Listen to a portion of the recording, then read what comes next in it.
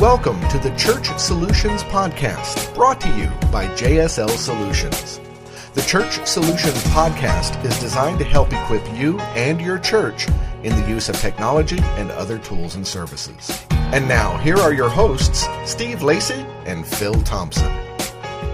Welcome, everyone, to another edition of the Church Solutions Podcast. My name is Phil Thompson. And my name is Steve Lacy.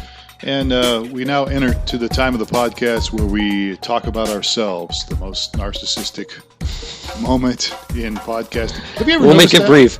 Well, have you noticed it? I mean, there's nothing more narcissistic than listening to a podcast the first 5 minutes or 10 minutes for many of them, not us. But they're always talking about themselves. Have you noticed Not that? us, huh? Well, we always do. We do it for a minute or two, but that's just to tell people who we are. Yes. They know who we are. They're listening to our podcast. But you listen to podcasts more than I do. Don't you run into that? Do they talk a lot? No, not really. I must be listening to the wrong ones. You do. Yes, they just say, today we're going to talk about this. Okay. Let's jump to that. What are we talking about? All right. Well, I got to say, we got to at least tell people who we are. Oh, they downloaded our podcast. They know who we are, don't they? I don't know. Unless they find it on. We are JSL Solutions, home of streamingchurch.tv, Church App Live, and MyFlock. There, we did it. All right. Nobody knows what those products are, but we'll move on. Yes. So, all right. So anyhow, today we're going to talk about reasons why video can help your church attract and retain guests. And we're not necessarily talking about streaming video, which is what you might expect from us since we do provide streaming video. But we're not talking about streaming necessarily. We're just talking about video in general. Right. So, as you know, I'm more of an introvert. And I am too. You are too. Okay. But I think we're well-adjusted introverts. INTJ. I think we may be the same thing, right? Right? Same thing, yeah. Although that can change. So, as an introvert, and I speak all the time. So, by the way, introverts can be great people when it comes to speaking. Yeah, our senior pastor was just talking this weekend about how he's an introvert. It's basically where you get your energy and what wears you out. So exactly. So we won't get into introverts versus extroverts, although I think we've done that. But so, when somebody invites me over to their house for dinner, and I've not really ever met them, or maybe just bumped into them once or something, it's right up there with a traumatic experience, or potentially traumatic experience, like dental work, root canals, or, brain surgeries or something like that. You know what I'm saying? So if you're an introvert, you're not likely just to show up at the party just because you think it's a good idea. I mean, you might go, but usually a few people, or that kind of a thing. So when we're talking about video here today, well, let me back up again. The difference is, if you invite me over to your house, I know you, so I'm more likely to come. Yes, because I know and probably not as stressed out. Yeah, I know your family. I'm not as stressed out. Especially if you're inviting me there's people that I already know coming to the party, and I'm going to show up probably. Maybe not, but at least I'm more open to the idea as an introvert, as opposed to what I mentioned earlier, and that is I know nobody. So why is that? What's the key? Well, the difference is the word familiarity. So if I'm familiar with you and your family, or the people over there, and then I'm going to be more likely, more open to visiting. You know what I'm saying? But if I don't know you as an introvert, now my wife might come. She's an extrovert. Right. She might need to meet some new people, huh? Yeah, that would be exciting to her, but not to me. So what does this have to do with video? What does it have to do with video? So the idea here is that with you, if you have video, if you can use video for your church to some level, some degree, it can help open doors up for people that are looking for a church, and they can begin to feel more comfortable, and they might actually come and visit your church. Mm-hmm. Is that making sense? Oh yeah, I think we've said this before. I mean, I know I've talked about where we meet. We'll go through the process. I'll meet somebody new, and they go, "Oh, this is your first time?" They go, "No, I've actually been coming for a month." Yeah. Well, that was more along the lines of streaming video, which we could talk about later. Right. We're not really going to talk about streaming video today. But it's the same concept. The same benefits, yes. Yeah, it's the same benefits. And so, but the reason I'm bringing this up is because today, more than ever, there's, now putting video on your website, shooting video, it's so much easier, so much just less expensive than ever before. I mean, you mentioned I listen to a bunch of podcasts, and I do, and I listened to one that were talking about basically how we're receiving our media and how that is changing. Right. We used to be much more of a society that would read more and read longer material, Yep. and now we're reading much shorter material, and it's getting to the point where the most digested stuff are short video clips or pictures. Right. So we're moving, towards this whole video thing. Well, and you can take that to the level of even social media. Yeah, on Facebook. Definitely. I can post a picture on Facebook if it's, something interesting picture of something, and I can get, 50, 60 people liking it, within a few hours. If I just post one of my usual dumb comments, I might get 10, 12 people maybe. But so images, those kind of things attract people, and that's why they say in social media you should post images. Right. And then videos even.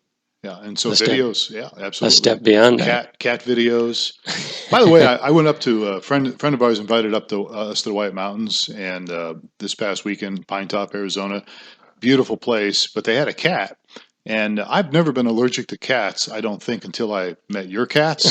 So I just assumed it was your cat's problem, not mine. But I was allergic to their cat. It wasn't too bad, though. I was able to keep it under control. But how did I get off on that? Oh, anyhow. I don't know. You took a video of cats. Cat videos. I did post a picture of the cat on my Facebook page. So anyhow, so we're getting off track here, but why? Let's talk about why video can help your church attract people and retain guests. And one of the things that you mentioned, Steve, is that, today you don't, we've talked about streaming video, and that's a little more detailed, although that's getting much more simpler now too. But with video today, you can do all sorts of things with Facebook, your website.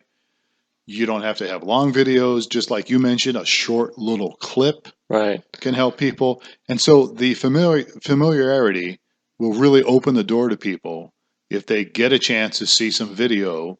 If they're looking for a church, they come across your website or your Facebook page. And yes, and it's the deal. I mean, a picture is worth 1,000 words, right? So how many words is a video worth? Absolutely. But it allows people to see if they're going to be able to relate and connect to somebody. They wouldn't show up if they felt like they weren't going to be comfortable with the style that is going on.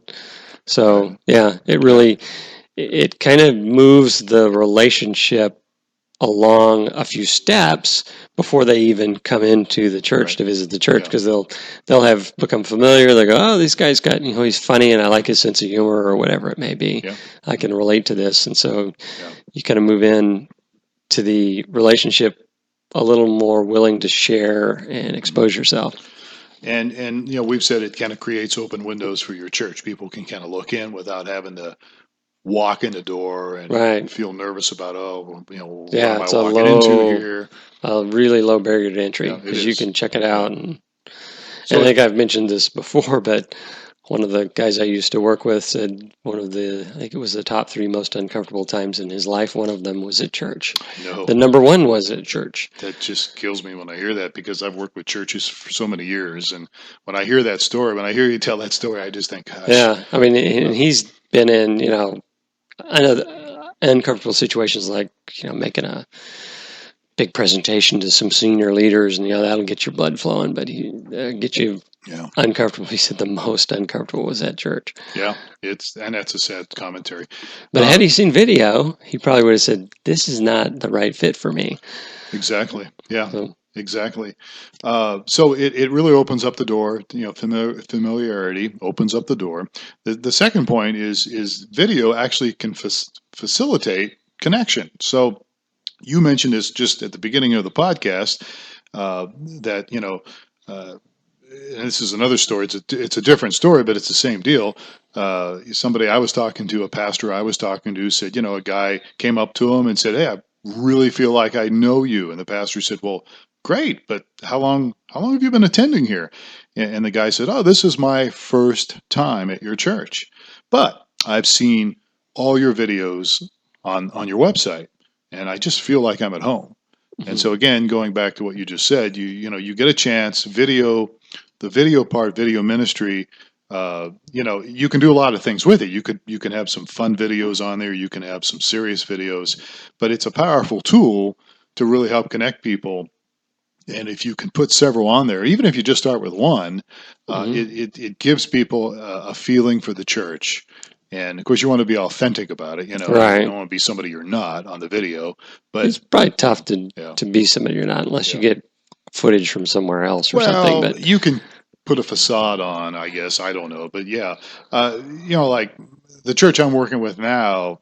Before I got with them, they actually ran some TV commercials, and they took one of their TV commercials, and it's a 1-minute video, and they put it on their website. And it's really a good tool because when you go to their homepage, it was really professionally produced, obviously, because it was for a commercial. You don't have to go to that extreme, I don't think. You can produce a decent video, and we'll get into that maybe here in a moment. But and it's a nice little video. People can see, and you get a real good idea. Okay, here's what this church is all about. And if you don't like that, then you don't go. You don't come. But if you are interested in that, then you might show up and see if it is something that would work. So it really does help facilitate, connecting people. All right. So we have number 1 was familiarity opens the door. Number 2, video facilitates the connection.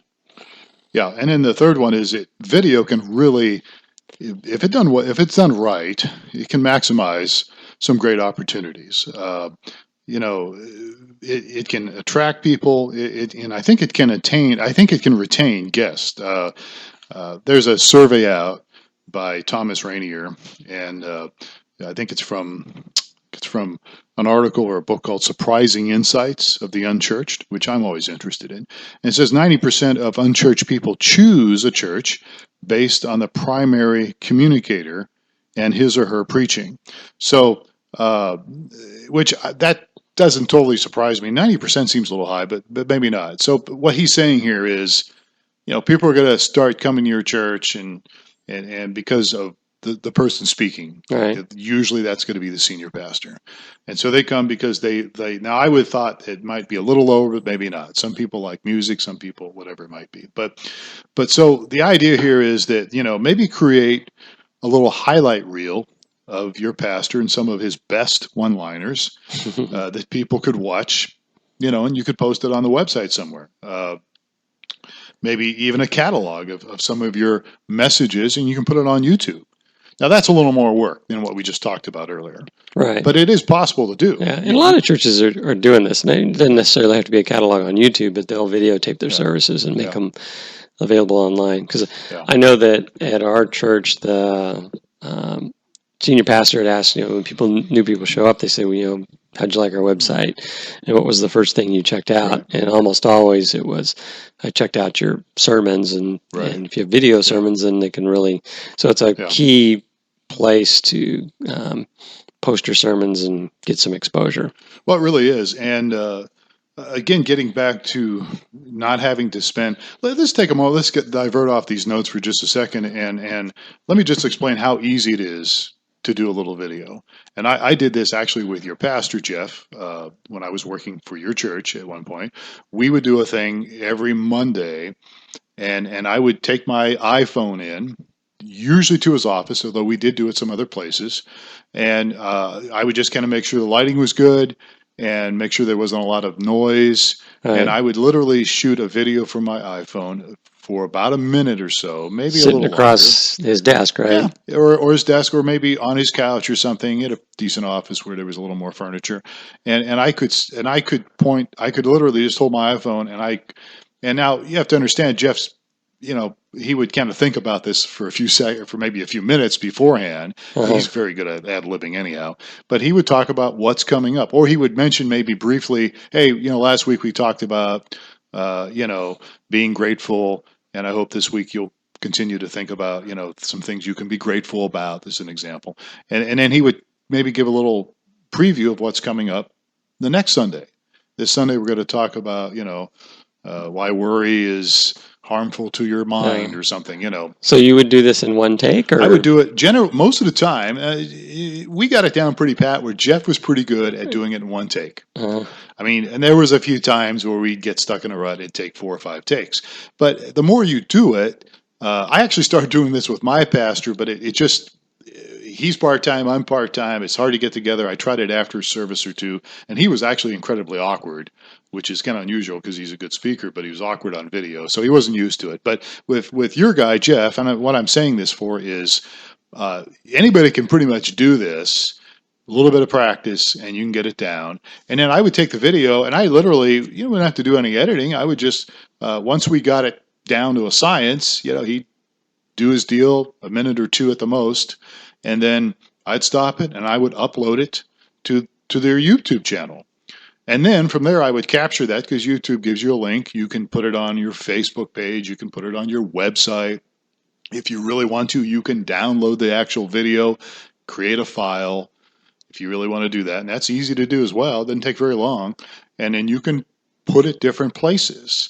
And it really does. It's not long. It's not complicated. And you've got it. Sounds good. Now, YouTube doesn't let you download videos, though. Well, you can capture, yeah. You have the video you uploaded, so you already had it, You can upload, but there's free software out there. I use it all the time. To download off YouTube? Where I can download a video from YouTube. Now, there are some videos on YouTube. I can't remember the software. But there's sounds a little shady to me. No, it's legit. It's very legit. And you can, now there's some video, YouTube will stop you usually from downloading like movies or maybe some music that's up there, you know. But you can download a YouTube, make it a file, whatever kind of file you want, and then you can run it. I run stuff all the time, and it's totally legit. And I'm sure people are going to ask me, what is the... Because it's not available. YouTube doesn't give you a download link. No, YouTube doesn't, I don't think. No, they don't. You can grab... See, I can't. I've got Windows 8 on this piece of junk, and I can't find what I'm looking for.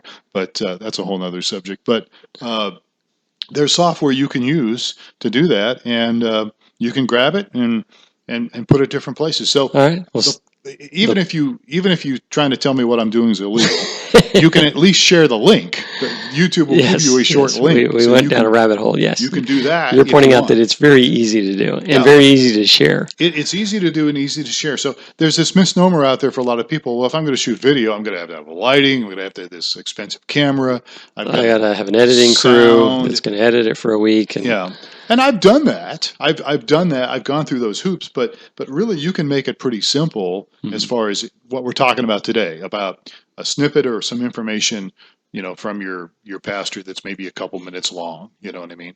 And if you want to get a little more elaborate, just you've got a camcorder, put it on a tripod, and you could actually do something where it was a little longer than a minute or two, you know. Right. And then there is some video. But it does work, and people are used to consuming that quality of video as well. I mean, you can make a bigger production out of it, and if you're streaming, you're definitely going to have the equipment where you strap a lapel mic on and start doing that sort of thing. But there's guys out there blogging that do video. I can't remember his name offhand, and he's got all this elaborate equipment and does a great job. And I'm not saying you don't do that, but if you want to start off, there's some simple ways you can do this, and it can look okay, and you know, it doesn't have to look cheap. I mean, so we talked about, you know, your pastor, maximizing your opportunities with video with your pastor, but also your worship style. Right.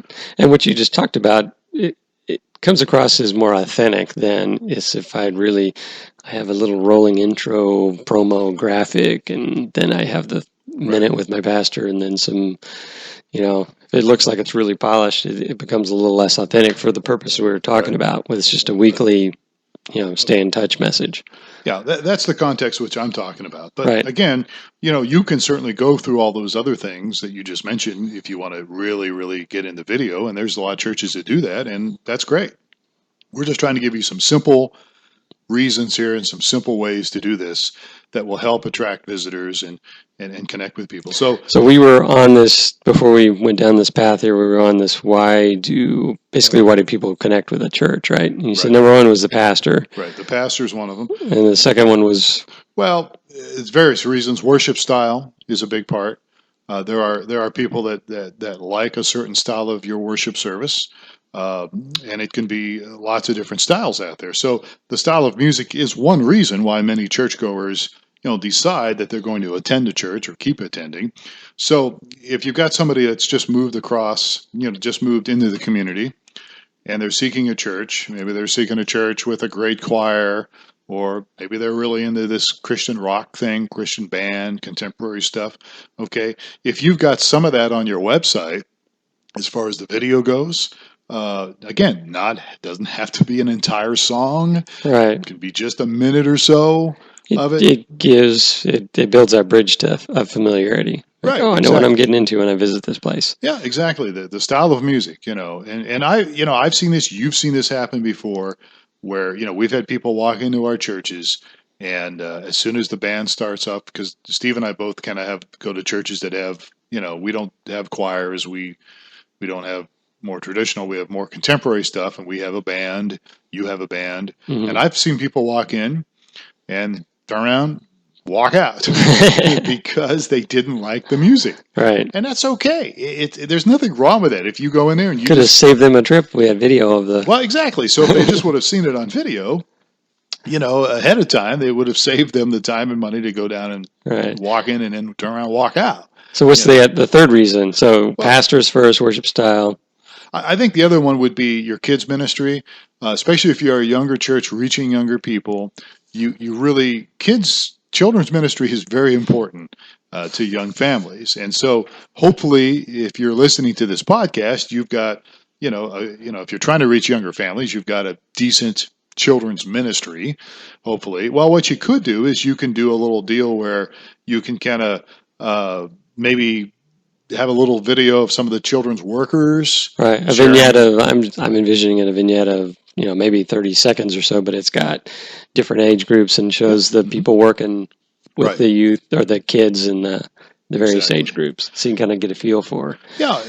You got somebody leading that area of ministry that you have them share for a few seconds what children's ministry means to them, why they're involved in children's ministry, so that people on the other end can say, oh, that person seems like they have a heart for kids. Yeah, and it looks like a safe environment. Yeah. I know new parents, we were just had lunch earlier today, and we were in New Parent Restaurantville. And so, it would, I could see where the new parents would want to have, where am I going to hand my kids off for an hour or so? Where are they going to be and what's it going to be like? Yeah, yeah. So video can aid you in that. You can get some shots of teachers and maybe pan a shot of some kids or something, from a distance or whatever, and where, people can get a good feel. It doesn't take long, 30 seconds or a minute, you can get kind of a feel for what that looks like. Just really important stuff that I think you can use video. And again, we're talking not anything real elaborate, just some video here that you can put on different places on your website or on your social media. So I guess the question people are going to have, okay, well, what's it take to do this? And I got ahead of the gun a little bit here. I jumped the gun a little bit. But that was a good example when you talked about, you need a smartphone and somebody willing to participate in some decent lighting and not a noisy area where you get some good audio. I mean, that's the minimal kind of deal. You don't want to annoy people with a really bad quality, but what you get on the phone is more than adequate. It certainly can be. I mean, I have an iPhone 6 now, and I've noticed, in my opinion, the camera's better than it was on my iPhone 4, and I noticed even some of the newer Androids, I mean, their cameras are pretty good. They're pretty decent cameras. And so it's not like you have to spend a ton of money. Chances are you have a smartphone or somebody has one that might, let you use it or something and do it for you. The key to, and this goes back to stuff we've talked about with streaming video, the key to any video is you want it to be, the lighting to be decent.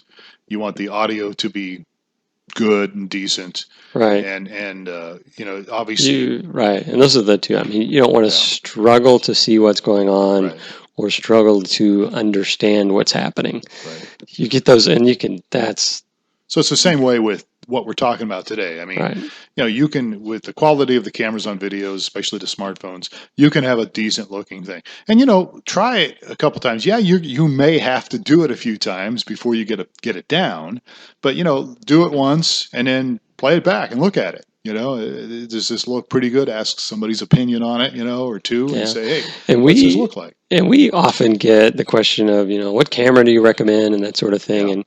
Yeah. And our most common response is, well, it's kind of like recommending a car, and it's going to depend on your budget and what your quality expectations are and that sort of thing.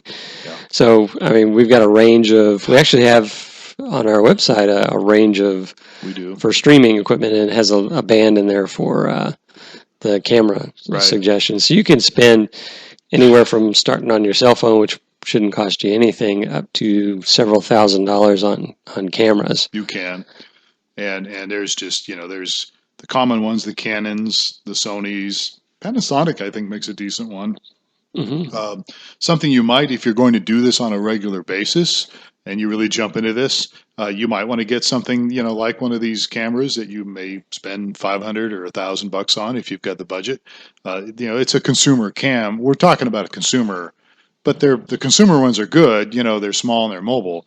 And again, we're talking about not streaming video per se, although you could do that with streaming. But, we're talking about having something that's mobile, easy to use, so you can get video snippets, video shots, and then put it on different places of your websites. Mm-hmm. I would recommend a tripod if you're going to do something like that, because tripods, you can, they're easy to use. You can set tripods up, and you can always move them very quickly, and you don't get quite the movement that you would just doing a handheld. So those are important to have, I think. And again, if you're going to do more of a, formal or professional, you definitely want to make sure your audio, where you've got either lapel mics or. Yeah, we've been through this too. The lapel mics do make a big difference, especially if you got a couple of people talking. Right. Then having a couple of lapel mics is good. Yeah, those are ideal if you're going to do like short little clips with interviews and stuff. I have found that the little, what do they call those things? It's not a lapel mic. It's the ones that kind of hang off your ear. Jeff uses one. I use one. I can't think of it. Wireless mic. They're wireless. Those can be nice. For speaking and for pastoring and, preaching, so to speak. And you could also use those for your video too. But the lapel mics for short little temporary things that you're doing, quick little snippets are good as well. Probably the question a lot of people have is, well, how do I edit these things? What if I really want to do something and not just do a one-take deal, but I want to do some editing? That's a little bit more, there's a little more complication to that. Editing software, again, there's stuff out there. We're about running out of time here. If you have a PC, you could always use Movie Maker. That's cheap. It actually, the newer versions when I started using Movie Maker a few years ago, I always had issues, but the ones I've got now work pretty good, actually. If you've got a Mac, iMovie? Right. You're a Mac guy. Yep. iMovie. You may have to buy iMovie, right? We were talking about that. I'm not. If you have a Mac, you may have it. If you want it on your iPad, I think you may need to buy it. Final Cut is something that's out there. That's several $100 for Final Cut, right? Yeah. Software. I've never used it. Adobe Premiere, I have used that at my other church, and now Adobe has a deal where it's monthly, right? Yeah, so that's all they offer now is monthly. So it's like, what is it? Somewhere $20 to $50 a month to use Adobe products. So those are some tools you can use. We're about out of time here, but hopefully that what we've talked about here, some good reasons why video can help your church, reach people and retain people. These little things we've talked about hopefully will enable you and add to what you're doing. So questions, comments, we'd love to hear from you. Here's the email, support@streamingchurch.tv, support@streamingchurch.tv. We are on iTunes, Church Solutions Podcast. We're on YouTube. Maybe look for streamingchurch.tv, and we're other places too. I think New Media Ministries, newmediaministries.tv is our little blog thing that we have and stuff. So we'd love to hear from you. So let us know what we can do for you or help you with any of these things, or just give us some input. Time is done. So I'm Phil Thompson. I'm Steve Lacy. And we will catch you next time for another edition of the Church Solutions Podcast. Have a great day.